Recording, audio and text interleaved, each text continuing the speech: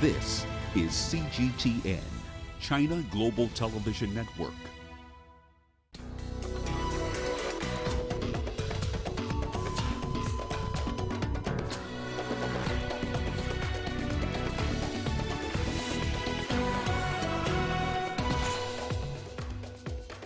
At least 9 people have been killed and 16 others wounded in a shooting in Ohio, a second mass shooting in the U.S. in less than 24 hours.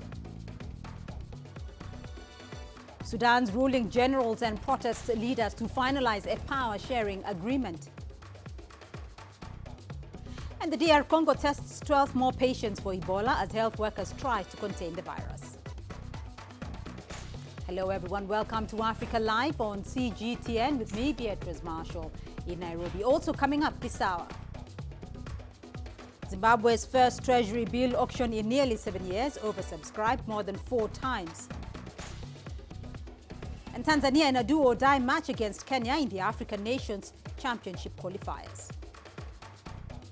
We begin the bulletin with a second mass shooting in the U.S. that has occurred in 24 hours. 9 people and one of the alleged gunmen are dead in the U.S. city of Dayton in Ohio after a mass shooting in the Oregon district earlier Sunday morning. At least 16 wounded in the accident. The video shows bodies lying on the sidewalk. Local media say the police and medics are responding to a report of an active shooter and searching for another suspect who escaped by car. We'll bring you more details as we get them. Now, authorities are investigating an earlier mass shooting in the U.S. state of Texas as possible hate crime as they study an online manifesto linked to the suspect. 21-year-old Patrick Crusius from Allen, Texas, was taken into custody after the rampage left 20 dead and 26 wounded. He opened fire at a busy Walmart store in the city of El Paso at around 10 a.m. local time. The state governor is calling it one of the deadliest days in Texas history. CGTN's Toby Muse reports. This is shaping up to be one of the worst U.S. massacre shooting in the past 2 years. The youngest injured, the youngest wounded was just 4 months old. But really no one was safe in the shooting. We understand that there were children injured, adults and old people. The police arrived to the Walmart that was in El Paso, Texas, where the shooting occurred, and they arrested a Patrick Crusius. They think that he was using a type of a rifle, like a perhaps modified AK-47, and that's how the shooting was so deadly. And when it comes to in terms of motive, there has been a manifesto has been placed online, and some reports say it was written by Patrick. It's a 4-page manifesto. It's yet to be confirmed that it was by him, but suffice to say it's a violent white supremacy, violent projection of Nazi ideals, and that could be a possible reason for it. Now, the Texas governor said that the famous Texas Rangers have been involved in the investigation, as is the FBI, to try to understand how this came about. Did he have any accomplices? These are all going to be questions that will be examined in the coming days. This comes 1 week after another gun shooting in this country that killed 3 people, including 2 children in California. So in American politics, there is this ongoing debate. So you have basically on the Republican side who are basically asking for minimal regulation of guns. And you have on the Democrat side, they are demanding for more regulation on guns. And I think given the events of today, I think that debate about gun regulation is going to move right again to the front page. Now, gun control has been a major issue in the U.S. for years now. Let's have a look at the number of people who have been killed by mass shootings in recent years.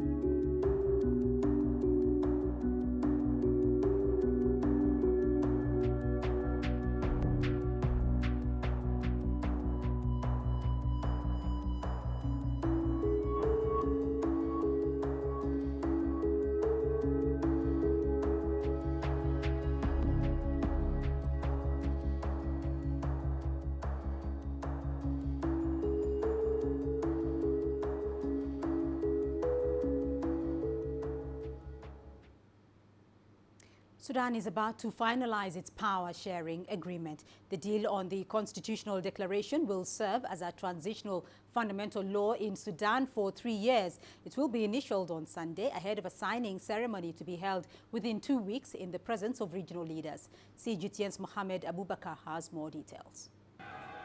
The agreement by Sudan's ruling generals and protest leaders comes after prolonged negotiations between the country's military council and leaders of the protest movement, which toppled veteran leader Omar al-Bashir in April. I am announcing to the Sudanese, African and international public opinion that the two delegations have successfully agreed on the Constitution Declaration. Crowds of Sudanese people outside the hall broke out in celebration after the announcement. The jubilant crowd waved the Sudanese flag while chanting, and women were ululating as cars driving honked their car horns. We hope everyone will work together to get the country out of the hardships that it had entered into, and we also hope that those who had caused the deaths of our brothers will be immediately held accountable. Majority of the people expressed emotions of happiness, saying that the agreement has paved way to good leadership. The agreement that has been reached today is a chance for a new beginning to take Sudan into the place it deserves, and it should open the door to the modern civilian future of Sudan that we have been looking for. The African Union mediator in Sudan says that meetings will be held to work out the technical details of the deal and discuss the formal signing ceremony. The protest movement has long blamed the irregulars of the powerful RSF for the deadly violence against demonstrators. Mohamed Abubakar, CGTN. Well, the agreement made by the Sudanese ruling military council and the main opposition coalition concerning the formation of a transitional civilian government has been marred by continued killings of activists. Yes, Hakim has more on this. As the political forces are close to an historic deal, the violence against demonstrators had threatened to destroy the peace process. The opposition has held the military council responsible for the safety of the demonstrators. It was a plan to break up the talks between the military council and the opposition, especially when they felt a deal is imminent. But the military council announced they have arrested 9 officers from the task forces because of the violence at Al-Biyad city. The military council has announced that the head of security sector and the head of the special task force in North Kordofan state will be punished for failing to avert the attacks which killed 8 and injured 64 demonstrators last week. However, some experts fear the attacks could lead to divisions within the armed forces. There are leaders in the army who have been loyal to Omar al-Bashir and are trying to sabotage the transition to civilian rule taken by the military council. This threatens to divide the army into conflicting groups. The problem is that the ones leading the dissent within the army are high-ranked, powerful officers and not soldiers. The military council has already faced a failed coup attempt last month, adding more fears of dissent within the armed forces. The perpetrators have not been identified yet. Observers believe the military council should work hard on dealing with these groups to ensure the armed forces are intact and to ensure the stability and security of Sudan. Yes, Hakim for CGTN, Cairo. And in the Democratic Republic of Congo, 12 people were ordered to undergo testing for possible Ebola infection in the city of Goma. This comes days after 3 patients, in the densely populated city tested positive for the disease. Goma is the capital of North Kivu province, which has borne the brunt of the year-old epidemic that has claimed more than 1,800 lives. Other countries in the region fear the virus could spread from the DRC to their territories. Rwanda on Thursday closed its border with the DRC, while countries further south of the continent like Mozambique and Malawi have set up disease checkpoints along their borders as a precaution. I believe there are more than 10 suspected cases, so they're all from the general hospital. They'll be transferred here. It's just that the hospital was already overloaded. The number of beds was no longer sufficient, and that's why it is necessary to make this rather fast transfer. Meanwhile, researchers in Uganda are set to carry out a second experimental Ebola vaccine that will be deployed in the Democratic Republic of Congo. The Uganda Virus Research Institute says the human trials will involve the use of the Janssen Ebola vaccine, which will be tested on about 800 people. The outbreak has killed more than 1,800 people in DR Congo. The heightened insecurity, community resistance for help and the shortage of funds have affected the effectiveness of the experimental Merck vaccine in the DRC. CGTN's Michael Baleke has that report. The trial, supported by Uganda's Ministry of Health, Doctors Without Borders and the London School of Hygiene and Tropical Medicine, will be the largest yet conducted for this vaccine.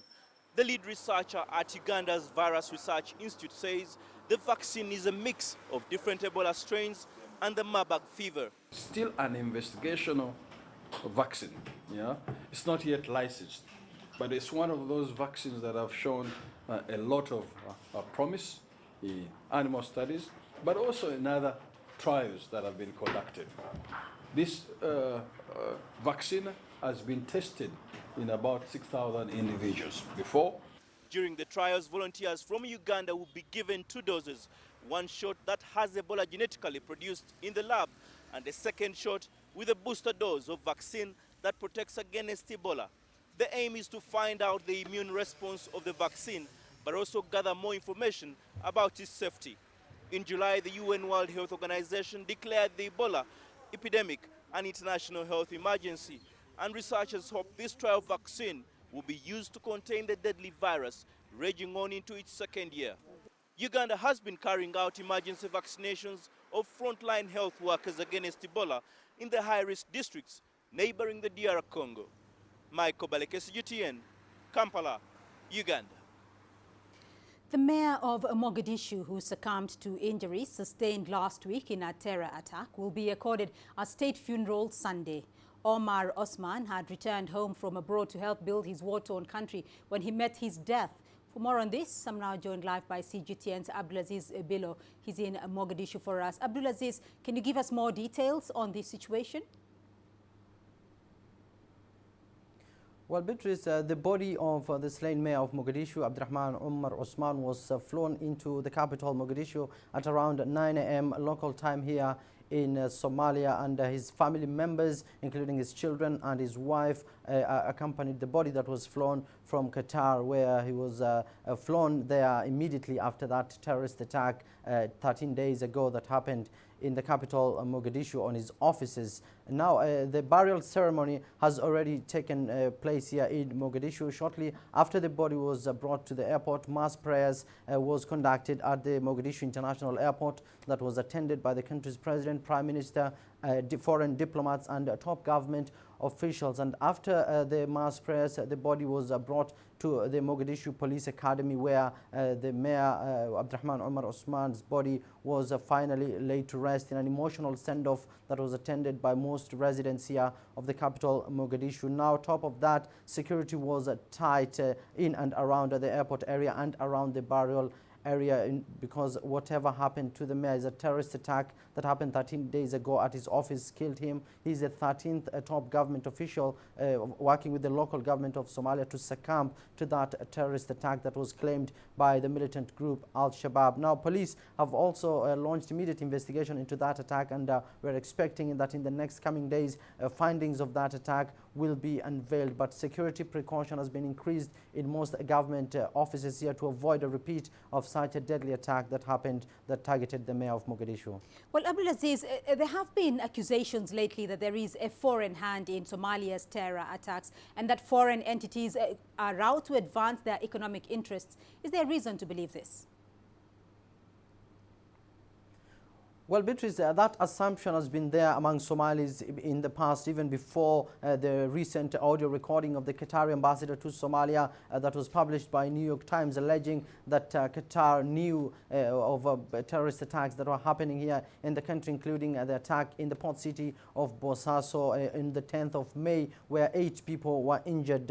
And that attack was claimed by the Islamic State militants, pro-ISIL, who are based in that mountainous region of Puntland Puntland, especially in the port city of Bosaso, the commercial capital of the Puntland state. Now, that assumption has been there among Somalis that Gulf countries have been here in Somalia trying to advocate for their own interests. Qatar, Saudi Arabia, and the UAE being among these three countries listed by many Somalis here. But this report that was released, the audio recording by the Qatar ambassador and published by the New York Times, the Somali government did comment on this matter and said that they don't believe the contents of that report, despite the audio recording that was released by New York Times and that detailed report. Somalia says that the current administration is seen one as pro-Qatari. So definitely experts are saying that it's bound that the government will always side with Qatari. Now, to talk about this feud between Qatar and the United Arab Emirates started after the Gulf crisis. Somalia took a neutral stance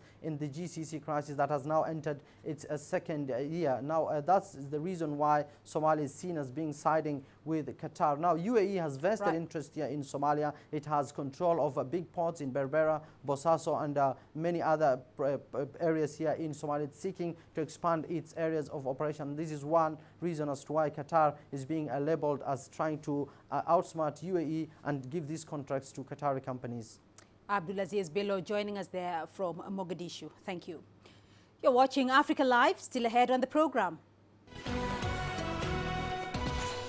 China calls for speedy implementation of South Sudan's peace deal. And Libya's LNA leader Khalifa Haftar to discuss talks on logistical cooperation with Egypt.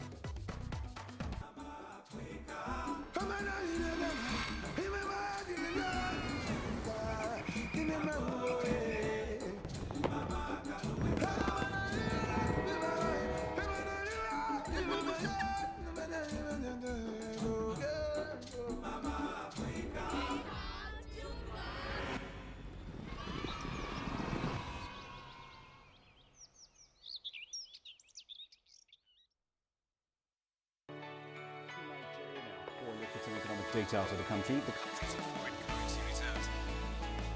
With a dedicated and diverse team of anchors, CGTN now brings Africa to the palm of your hand. I'm Penina Karibe in the heart of Nairobi, which is bustling. From everyday heroes to the continent's most powerful figures, we bring their voices to you. We haven't changed. And this is something most of us are very excited about. We bring you news that's changing perspectives.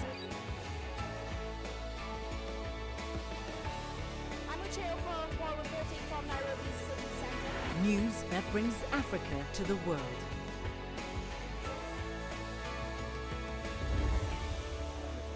CGTN.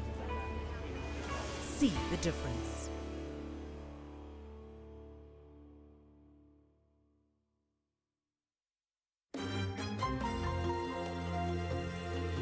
Africa Live. Find your voice.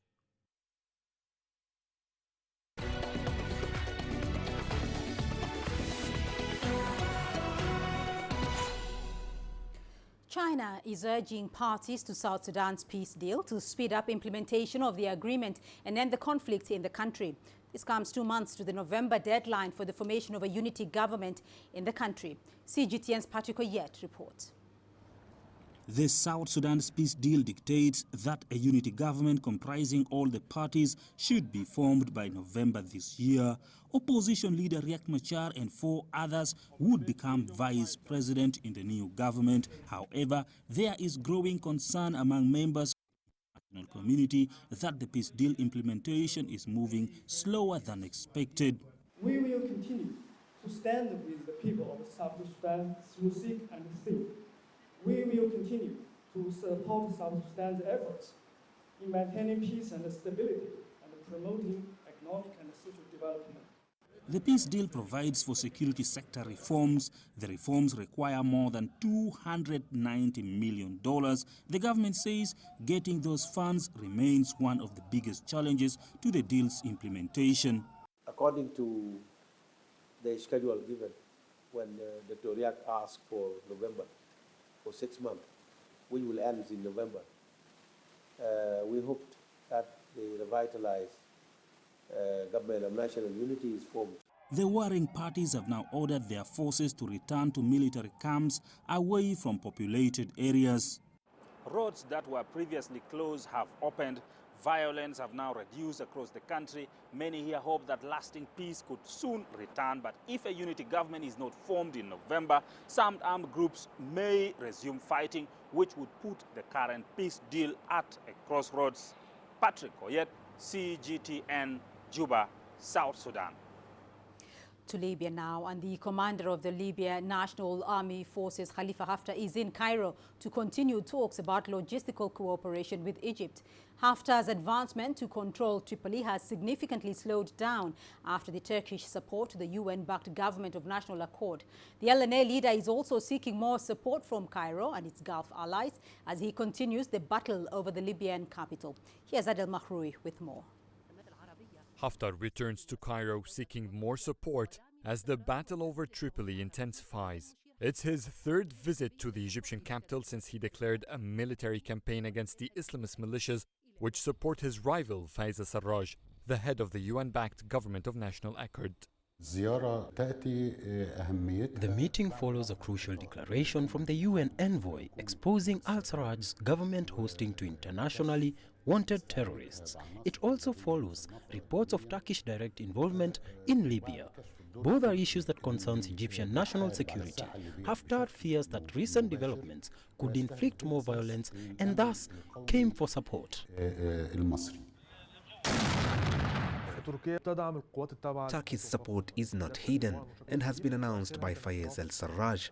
He says it's self-defense as other regional powers support Haftar, but the Turkish support has somewhat balanced the power in Libya.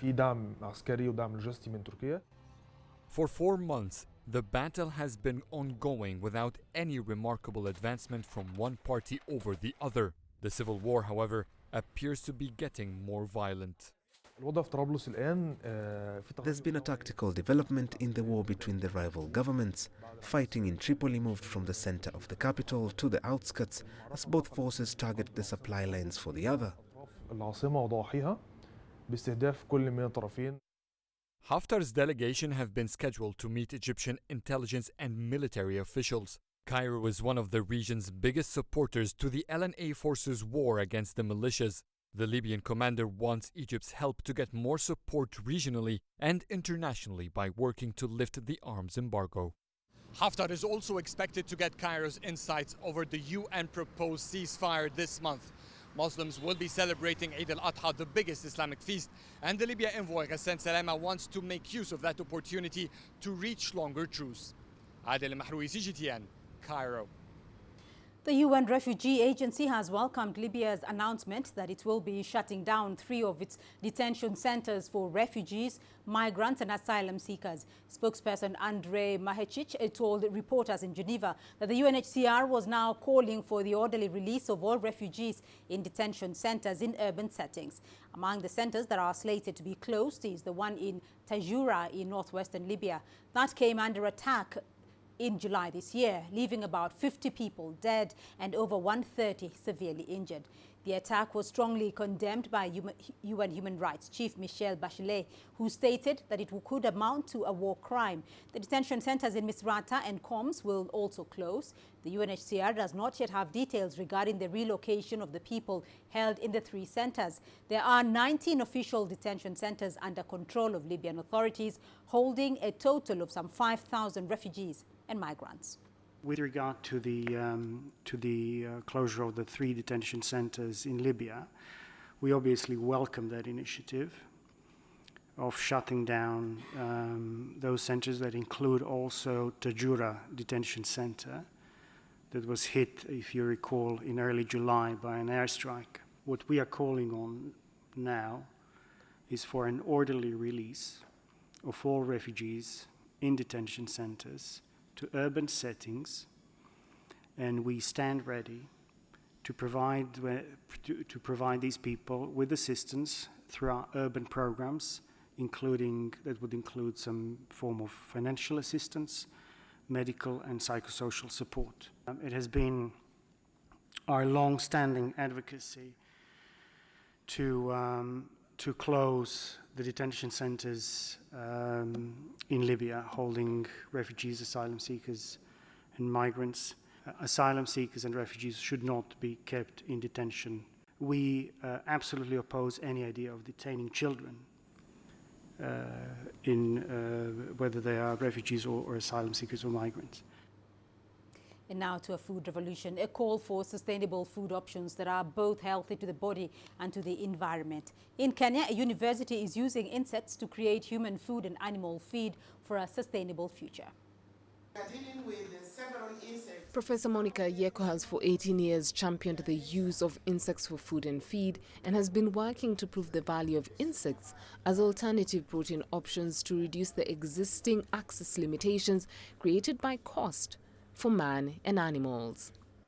It was at the time of peak of drought, and there were a lot of children dying of malnutrition, and those early 90s.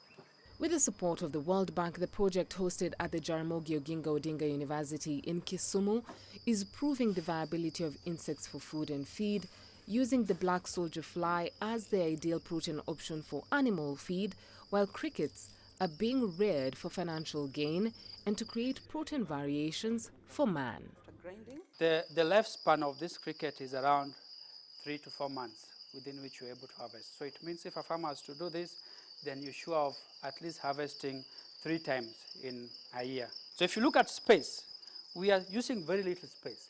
If you look at time duration to recoup your money, then you can be able to see. Tell me any livestock industry that you're going to rear within 3 months. You already have your returns. However, one of the main challenges that remain are the social attitudes. But a daring taste of the dried insect proves safe and quite tasty. It's actually nice. However, the project goes beyond blind exploration. When I was picking up this area called entomophagy, I was not looking at it as a project to mitigate climate change. Mine was food for the future. After getting the dried ones, we put them in the blender. And there are various ways this naturally unsightly creature can be presented to ensure that public perception is swayed, and the simplest way, are sweet treats.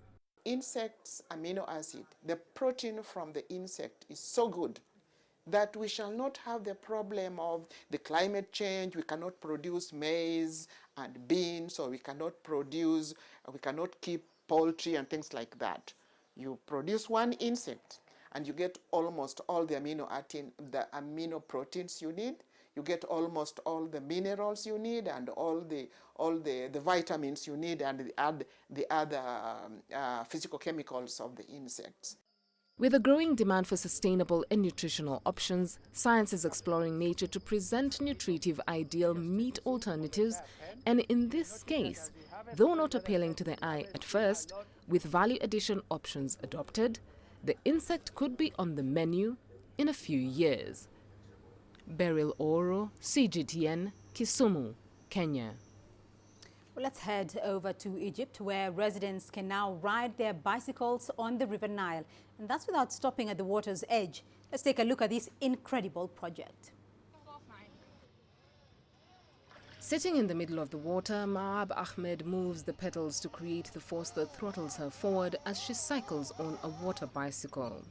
The bicycle is specially fitted with floaters so it can be used on water. I wanted to start something totally new. Everyone was opening up food businesses, but I wanted to be different. I started something that I enjoy doing. Cycling brings Maab happiness, and she wanted to share her happiness with fellow Egyptians. Maab says she thought of the project when she learned that people in Italy were using water bikes. While the activity looks just like riding an ordinary bike, it's not quite like cycling on the ground. It's actually quite different. You can cycle and still manage to take selfies and stand while doing it. Maab says coming up with the project was not a walk in the park. She encountered many challenges on the way, but still managed to stand strong. Initially, I faced a lot of obstacles. The amount of trash floating on the Nile made it difficult for my customers to enjoy water cycling. Eventually, I managed to overcome all this. The business charges $6 for half an hour of cycling in the water. Beryl Oro, CGTN. You're watching Africa Live. Still ahead on the program. Zimbabwe's first treasury bill auction in nearly 7 years, oversubscribed more than 4 times. And the story of the Kenyan couple that is reaping big from fish in the area dominated by agriculture. Africa is the nexus of enterprise, and global business will tell you why it matters. From the mega investment projects to multi-billion-dollar mergers and acquisitions. Africa today collects, just in terms of revenues from taxes alone, $545 billion a year. If you take 10% of that and you devote it to the energy sector, problem solved. All this on Global Business, weekdays at this time on CGTN.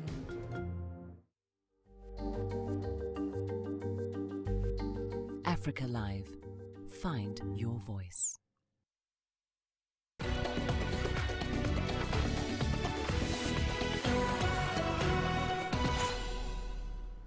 The Central Bank of Zimbabwe says its first treasury bill auction in nearly 7 years has been oversubscribed more than 4 times. This is as the government started to open its market borrowing to enhance transparency on domestic debt. Zimbabwe's Reserve Bank has so far received about $14 million in bids for the 91-day treasury bill. It has allotted around $3.3 million at an average interest rate of 15.6%. Over the years, the Southern African nation held private auctions for banks and insurance firms through a central bank overdraft facility. This breached its borrowing limit, pushing Zimbabwe's debt to more than $9 billion.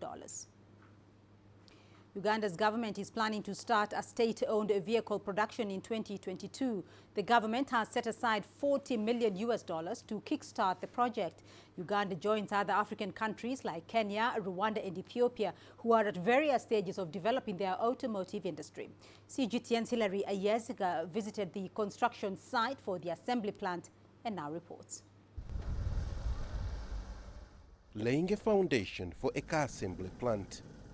This will be the new home for the government-funded Kira Motors Corporation. Government has already bridged the gap of funding, especially for the first phase, and in the subsequent phases we'll also be ensuring that we see how we attract joint ventures and private equity. Engineers here say this construction site will be ready in 2 years' time to assemble 5,000 vehicles. Government hopes to create about 14,000 jobs from this project. Kira Motors Corporation unveiled Africa's first electric vehicle in 2011. 5 years later, the Ugandan company launched a solar bus named Kayola. They believe this innovation will solve the problem of congestion and pollution in Kampala and other African cities. This project, it is in line with the current government priorities of ensuring that we contribute to fighting the effects of climate change, because it's going to be an electric bus. And then too, is also going to contribute into reducing the problem of congestions in our roads. The project is also expected to boost investments in the manufacture of vehicle parts. All these are issues that the government needs to see ways in which they can address in terms of policy, so that we can protect our market. Uganda imports on average 45,000 used vehicles annually, according to the Uganda Revenue Authority. The production of made-in-Uganda vehicles, the government hopes it can tap into the growing demand for cars in the East African market and beyond. Hilary Ayesiga, CGTN, Jinja, Eastern Uganda. Women in Saudi Arabia will no longer need the permission of a male guardian to travel.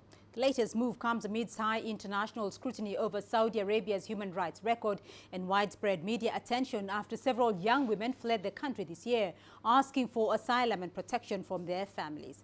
Other changes issued in the kingdom's decrees allow women over the age of 21 to apply for a passport. They also give women more control over family affairs, making them eligible to be legal guardians to children, register births, marriages and divorces, and be issued legal documents rather than having a male guardian. Now, fish leather is a relatively untapped industry worldwide. It currently accounts for less than 1% of total global leather sales. The United Nations Food and Agriculture Association is promoting its production as a means to boost incomes of fishing communities around the world. One couple in Kenya is processing fish leather in an unlikely place. CGTN's Terry Wangare with the story. Kitale is known for agriculture, mainly maize, beans, cabbage and poultry. However, an unlikely industry is steadily growing in this agricultural hub. A formerly employed couple decided to start a fish processing plant here in Kitale. What makes their venture unique is that they process every single part of the fish, including the skin. James Ambani and his wife Ara Kidemu started Victorian Foods in Kitale in 2007. The idea was to set up their own fish processing factory that sources specifically Nile perch from Lake Turkana, the world's largest desert lake located in the north of Kenya. The transport logistics from Turkana to Kitale are steep due to poor road networks. To reduce costs, they decided to cut out the middleman. We work directly with the fishermen in Turkana. So they go into the lake, they fish, they bring it to us, we buy it from them. So we actually pay them cash on delivery. As soon as they catch the fish, usually they go to fish in the night. So they stay there overnight. The next day they bring in the fish. We weigh it, we get the weight, we record the weight, and then we store it in ice.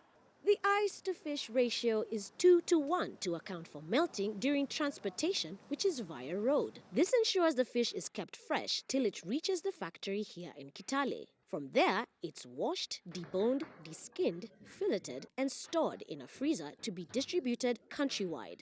But nothing in this factory goes to waste. We started our own processing plant and realized there was a lot of fish skin waste that was coming from the factory. And once again, I said, okay, now what are we going to do with this skin that we are burying, or would sell it at 3 bob at the market for the mamas to make some choma fish skin. So we said, okay, let's see what we can do. And I said, why can't we make leather? Don't we get leather from cows and goats and even exotic leather from crocodiles? Why can't we try and explore how to make use of this skin? The factory started processing leather in 2015. The leather can be produced in large sizes due to the size of the Nile perch, which can grow as large as 6 feet and 2 meters in length. Since it began processing leather, Victorian Foods now produces 400 kgs of leather per week and sells it at $5 per square foot. I have done my research. I actually traveled to Singapore and got some knowledge on it. And also I have got some training also from an Italian. So we now will be able to get this product done here in Kenya. Made in Kenya, proudly Kenyan. The factory has had a big impact on the local community. It employs 300 fishermen and women while transferring the skill to others. This job has been very helpful. Can't you see my good health? We are well. Foreigners admire what we do. Working with fish is good, and our employer pays cash to casual laborers. It has helped me for a very long time because I get money on my sales. We get money to help to educate our children. Despite the logistical problems with transport and a shortage of machinery, Kitale is on the road to diversifying its economy beyond agriculture. Victorian Foods' biggest exporter is Europe.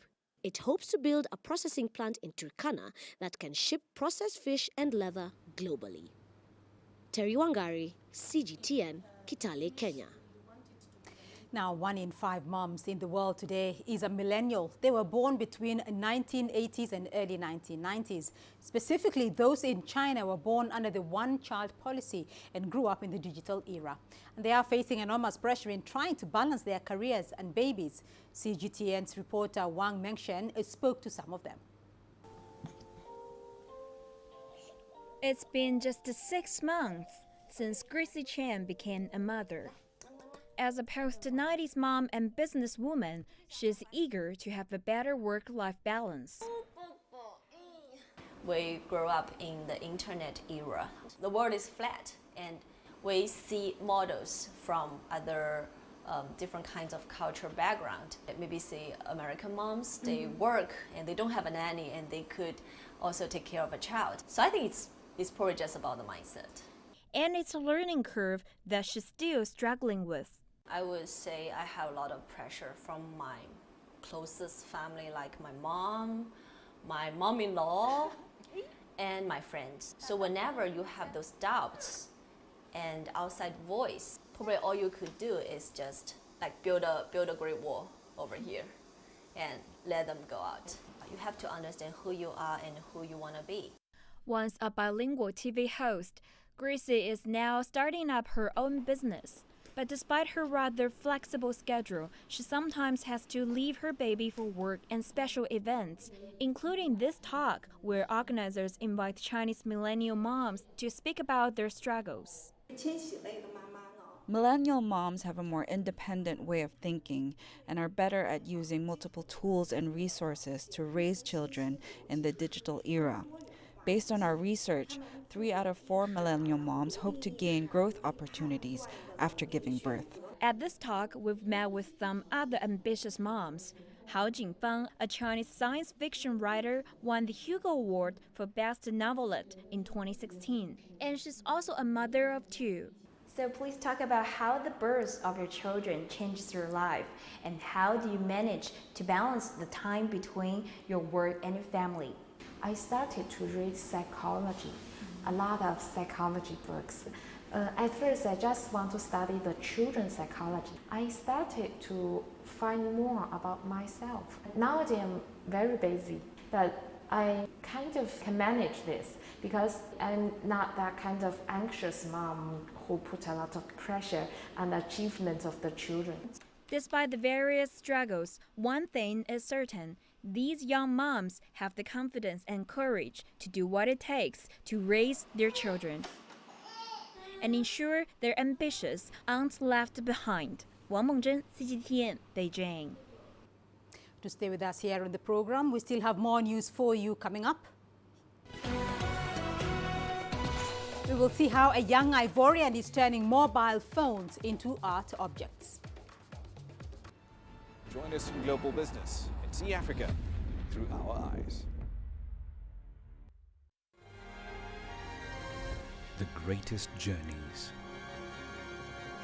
the greatest sights, the greatest adventures. Here in Panata, this weir allows the locals to walk on water. We're far more than just TV news. We're your passport to the wonders of Africa. To bring you stories of struggle, survival and hope.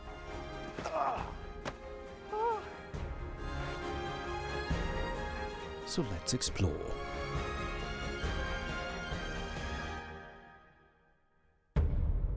CGTN. See the difference.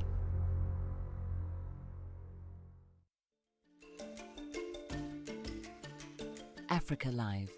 Find your voice.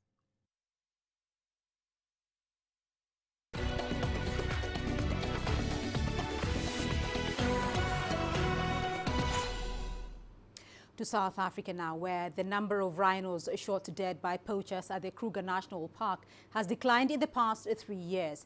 The park's management is, however, concerned about the alarming increase in the use of snares. The snares have killed and wounded a wide variety of wild animals. Poachers set traps made of a piece of wire tied like a noose to target animals in the park. Rene Delcam filed this report. In 2018, field rangers destroyed around 3,500 wire snares designed to trap and kill wild animals. 230 were seized last weekend. This buffalo is believed to have roamed the park with a poacher's snare in its jaw and skull for around a year before it was killed. So if you look at this, that jaw's there. So this jaw couldn't move a lot. You see? So that's why it was in a very bad state. It's a concern because it's very indiscriminate. People put up those snares and it can take an elephant, it can take a buffalo, it can take anything that moves through it, even including our own rangers if they're not careful and experienced in detecting those nests. We lose quite a lot of animals because of snare poaching. Impalas, kudus and smaller antelopes such as duikers or steenbok. What happens is that the bigger animals walk into the traps. Then the snares get caught around an animal's foot and cuts it so badly that the animal can no longer walk. Or an elephant gets a wire noose around its trunk. So the snares used to target the animals are very gruesome. It's a very gruesome and cruel way to die, for animals to die in the poacher's snares. Although snaring in the Kruger has been taking place for decades, the poachers now appear to have moved away from killing animals to get their hands on bush meat for survival. It's turned into a more commercialized, organized wildlife crime. And the park's K9 unit is hard at work trying to curb the impact of snare poaching. Kruger National Park authorities say the K9 unit plays a crucial anti-poaching role because they can stop the poachers before they have an opportunity to shoot or snare the animals. I'd say the dogs are to thank for 90% of the arrests of poachers. Every group of poachers that come into the park, we use the dogs to track them, and the dogs are very successful. Conservationists say they hope to see harsher sentences for those found guilty of snare poaching in future because of the brutality and cruelty involved in the crime. Renee Dalcom, CGTN, Kruger National Park, South Africa. Now, as Africa's art scene grows significantly, talent is springing out of all corners of the continent. In Cote d'Ivoire, Monu Desiré Kofi is making tables from using mobile phones. His pieces are trending on the West African nation. CGTN's Tulisha Balala has the story. 25-year-old Manu Desiré Kofi is an Ivorian artist. He's been creating art since 2016. With it, he wants to encourage the recycling of used mobile phones to raise awareness on electronic waste and preserving the environment.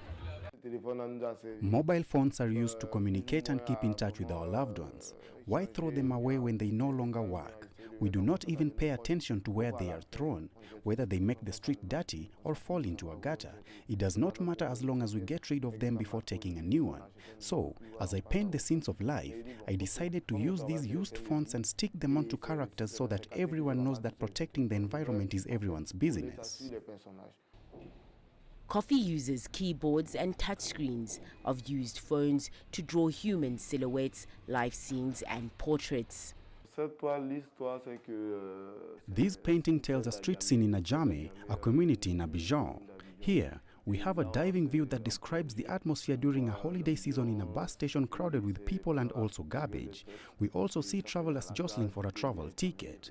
We used keyboards to differentiate the clothing colors to everything that can be found in this neighborhood as decor or atmosphere and others.